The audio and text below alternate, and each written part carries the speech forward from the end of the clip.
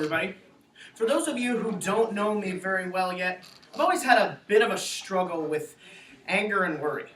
The anger I got from my dad, and I don't really know where the worry came from. I used to be able to get angry about the smallest things, and then I discovered a great thing called tea, and it made everything better. Yes. However, there are two types of anger, and I'm going to talk about those. Today you're going to learn about anger, wrath, and worry, and what they produce. I want to read to you Psalms 37:6. It says, "Refrain from anger and turn from wrath. Do not fret. It leads only to evil." So first let's talk about anger. Proverbs 22:24 says, "Do not make friends with a hot-tempered person. Do not associate with one easily angered." So I guess that would mean that nobody can be friends with me now, right? Because I get angry easily. Not quite. See, Solomon, who is the wisest man that ever lived, is telling us not to associate with people that are angry, because when we associate with people that are angry, we ourselves end up getting angry. Think about it. Person A is up yelling, and they're angry. What happens to persons B through Z? They're down here, they're like, yeah, that's right. Happens all the time. You get angry. That's why we're supposed to be wary of those that get angry. Ephesians 4:26-27 says, "In your anger, do not sin. Do not let the sun go down while you are still angry, and do not give the devil a foothold." These are famous verses that just about every Christian knows. But do we ever really stop and think about it? You see, it says, "In your anger, do not sin." Well, that means then that we can be angry without sinning. Yes, case in point, Jesus in the temple. God, throughout the entire Bible, gets angry.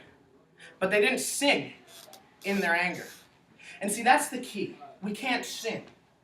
However, every time we get angry, we give the devil a foothold. Because when we get angry, we start to lose rational thought. We start to lose our eye and take our eye off of Jesus. And then we sin. So now I've told you about anger. Let's talk about wrath and worry. The definition of wrath is extreme anger.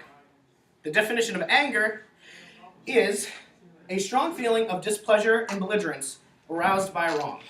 So is there then a difference between anger and wrath? Yes. Wrath is just anger on steroids. Therefore, apply everything I said about anger to wrath. Now worry. Deuteronomy 31:6 says, "Be strong and courageous. Do not be afraid or terrified because of them, for the Lord your God goes with you. He will never leave you nor forsake you."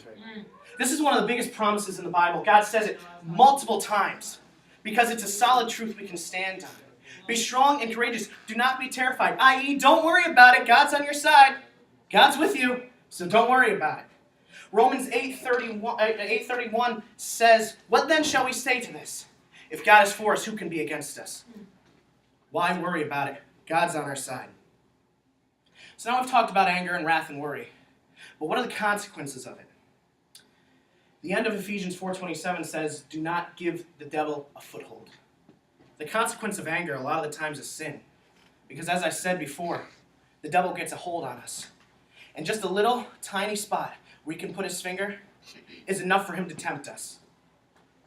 And then we fall. Now how does worry lead to evil though? As it says back in Psalms. See, when we worry, we allow those that are against us to win. See, when we stop putting our faith in God, they can attack us, and then we win. So now I hope you understand a little bit more about anger and wrath and worry and what they cause. Anger and wrath give the devil a foothold. Worry allows those that are against us to defeat us. So maybe the next time you're in a situation when these emotions come into play, you'll stop and think about it a little bit more. Thank you.